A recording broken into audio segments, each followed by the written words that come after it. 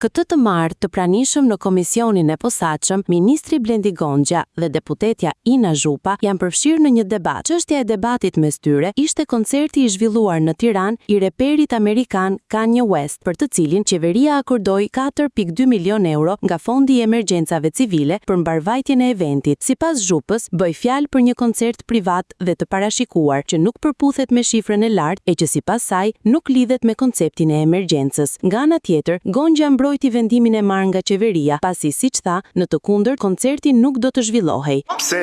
Po, më shpjego. Dhe pse kaq? Po, më shpjego pse. Pse ky artist? Më shpjego pse? Pra pse e morët vendimin? Pse është nevojë? Pse është urgjencë? Dhe pse këto para të qytetarëve shqiptarë që mund të ishin përdorur realisht në emergjencë, realisht sepse Shqipëria, zoti Gonxhe, ju e dini, ju jeni deputet i Tiranës. Nevojë fare të më tregoni Shqipërinë. Ju e dini shumë mirë që unë i di të gjitha problemet e Shqipërisë. Ma vjen shumë mirë që i dini, po po ti dini. Jam deputeti më i votuar i zgjedhjeve të fundit, pa mundje matësi kjo fare.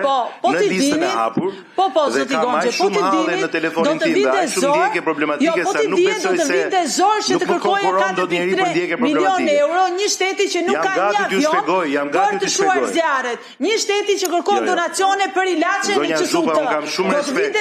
Kam shumë respekt për ju. 4.3 milion euro. Një shteti juve nuk jeni e bëjnë me dru në shkollat e Shqipërisë. Juve mund të jeni kundërshtar politik, po juve nuk jeni asnjëherë ju nuk keni një zë hipokrizie. Juve nuk keni një zë hipokrizie. Ju lutem, kam respekt, jeni deputete me shumë vite. Kam respekt për ju, të merr me gjërat objektive, me kundërshti objektive mbi temën.